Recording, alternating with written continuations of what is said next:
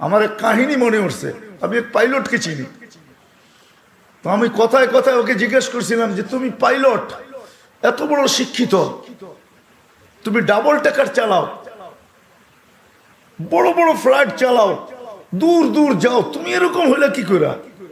আমাকে বলতেছে মৌলানা मैंने अल्लाह को करीब से देख के हुआ, আমি আল্লাহকে কাছের থেকে দেখা তারপরে এরকম হয়েছে। আমি বললাম যে তুমি আল্লাহকে কাছের থেকে দেখলা মানে? আমি ফ্লাই করে যেতেছিলাম হেথ্রো এয়ারপোর্টে লন্ডনে। যখন আমি ইংল্যান্ডের সীমানায় ঢুকে গেছি, হেথ্রোতে আমি ল্যান্ডিং করব, সীমানায় যখন ঢুকে গেছি, তো আমি বটনে পুশ করে চেকিং করে, এর আগে চেক করে যে সব কিছু ওকে আছে কিনা। তো আমি বটন চেক করতে যাই, দেখি আমার চাক্কা নামবে না, কিন্তু আমার কাছে ফুয়েলও নেই যে আমি ফেরত যাব, কারণ আমি 9 ঘন্টা ফ্লাই করে আসছি, 18 ঘন্টার ফুয়েল আমার কাছে নাই। আমাকে হয়তো ক্রাশ করাইতে হবে, নাইলে নামতে হবে যে কোনো ভাবে। বলে আমি হেথ্রো টাওয়ারের সাথে যোগাযোগ করছি যে আমার এই অবস্থা, কি করবে করো, আমার কাছে ফুয়েল নেই, আমাকে হয়তো ক্রাশ হইতে হবে, নাহলে কোনো ব্যবস্থা হইতে হবে যে আমি ল্যান্ড করতে পারি।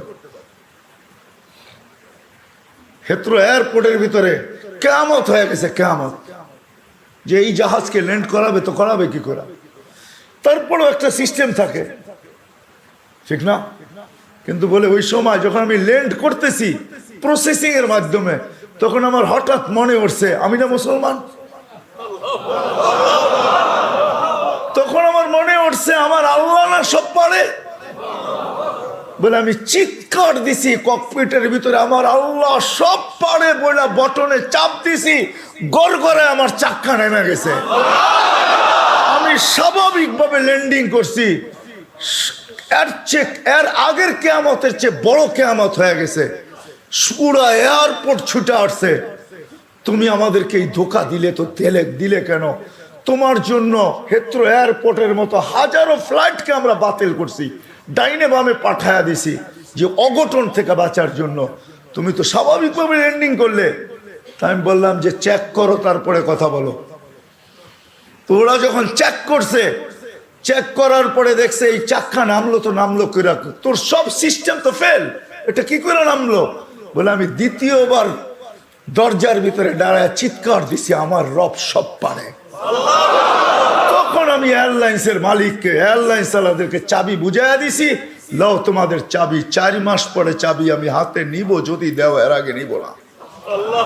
আমি এইখান থেকে চললাম, কেন আমি মালিককে কাছের থেকে দেখা ফেলছি। সত্য এটাই, আমি আপনাদেরকে এই সন্ধানে দিতেছি, সত্য এটাই। এই জন্য আমিও দেখা বলতেছি যে এই দেশের মাটির সাথে, মানুষের সাথে আল্লাহর ভালোবাসা আছে।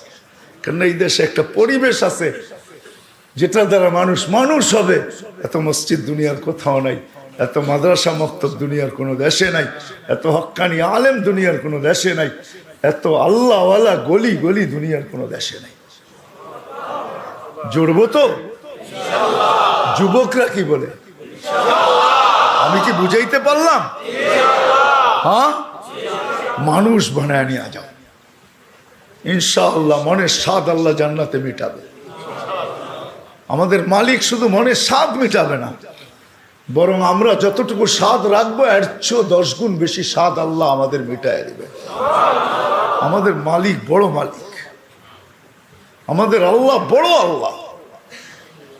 হ্যাঁ, আমাদের মালিক বহুত বড়, যেটার বর্ণনা দিয়ে শেষ করা যাবে না। কত বড় আমাদের মালিক, সব রাখা আছে। যুবক একটু সহ্য করো।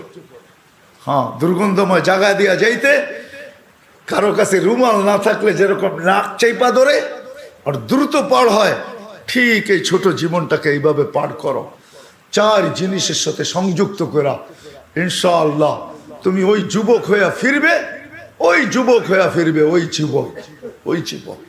আমি আজকে এক জায়গায় বলতেছিলাম যে ওই আমার মনে হয়, আমি বলি যদি ওলামা আমার উপরে আঙ্গুল না উঠায়, তুমি ওই যুবক হইয়া ফিরবে আল্লাহ আল্লাহর রহমতের আঁচলের নিচে তোমাকে রাখবে। যেরকম মা সন্তানকে আঁচলের নিচে রাখে, আল্লাহ তার রহমতের আঁচলের নিচে তোমাকে রাখবে। ওই যুবক হয়ে ফিরবে। করবো তো পাক্কা? সবাই কি করব? মসজিদে সময় দিব, দিনী মাদারেসের সাথে নিজের সম্পর্ক জড়ব, হক্কানি আলেমদের সাথে সম্পর্ক জড়ব, হক্কানি আল্লাহওয়ালাদের সাথে নিজেদের সম্পর্ক কি জড়ব, নিজেদেরকে বাঁধবো, 4 জায়গার সাথে বাইরে রাখবো। যত বেশি দিতে পারি তত উপকৃত হব, তত তাড়াতাড়ি হবে। কিছু মেশিন আছে, কিছু সিস্টেম আছে, হ্যাঁ কিছু সিস্টেম আছে তাড়াতাড়ি হয়, কিছু সিস্টেম আছে স্লোলি হয়, ঠিক না? আস্তে আস্তে হয়, সময় লাগে। আবার কিছু আছে কি খুব দ্রুত হয়। ইনশাল্লাহ যত বেশি সময় দিব তত বেশি আল্লাহ আমাকে মানুষের মতো, মানুষ তত দ্রুত গতিতে বানাবে। 4 ক্ষেত্রের সাথে নিজেকে নিজে চুরি। 1 মসজিদ, সময় পাইলেই মসজিদে ঢুকি। আজকের থেকে প্রয়োজন যতটুকু অতটুকু অফিসকে দেন, প্রয়োজন যতটুকু অতটুকু বাজারকে দেন, প্রয়োজন যতটুকু অতটুকু হাটকে দেন, মেল ফ্যাক্টরিকে দেন, কল কারখানাকে দেন, রোড ঘাটকে দেন। বাকি যতটুকু থাকে 4 ক্ষেত্রের ভিতরে সেট করেন, আল্লাহর ঘরে সময় দেন। দিনী মাদারেসের ভিতরে সময় দেন, দিনী মাদারেসের ভিতরে হক্কানি ওলামাদের কাছে সময় দেন, হক্কানি আল্লাহওয়ালাদের কাছে সময় দেন। ভাগ করেন সময়কে, 4 ভাগে ভাগ করেন। ইনশাআল্লাহ বললাম না, 99 ভাগ 99% ইয়াকিনি, হ্যাঁ 100ও বলা যায় যে মানুষ হিসাবে আল্লাহর কাছে ফিরব। আল্লাহ বড় ক্ষেত্র বাংলাদেশে রাখছেন, এরকম ক্ষেত্র দুনিয়ার কোথাও রাখেন নাই। এই জন্য আমি এখনো বলি, আগেও বলতাম যে এই মাটির সাথে আল্লাহর মহব্বত সবচেয়ে বেশি। আমার মনে হয় মক্কা মদিনা ভিন্ন কথা, ওটা নিয়ে তুলনা হয় না, আলোচনা হয় না। বাইতুল মুকাদ্দাস নিয়ে তুলনা হয় না, আলোচনা হয় না। 3টা বিলকুল ভিন্ন। এটাকে আবার জুড়ে দিয়েন না আমার কথার সাথে।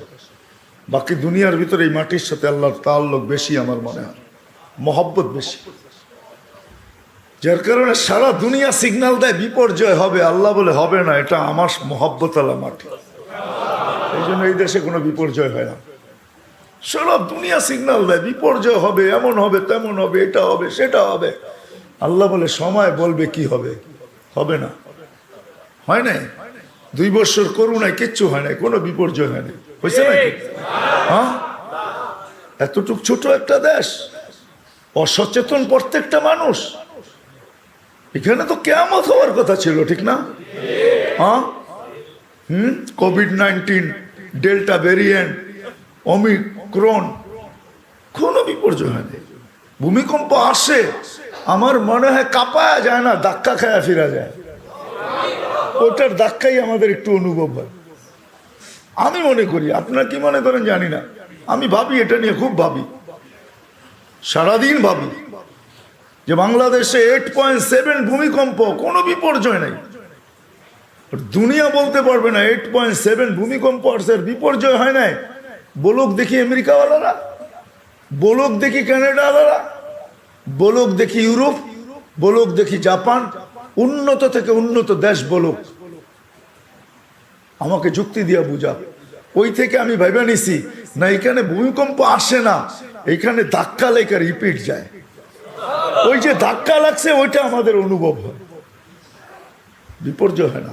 এই মাটির সাথে আল্লাহর মহব্বত, এই মাটির মানুষের সাথে আল্লাহর মহব্বত, বড় মহব্বত। আপনারা কাছের থেকে দেখেন কি দেখেন না জানি না,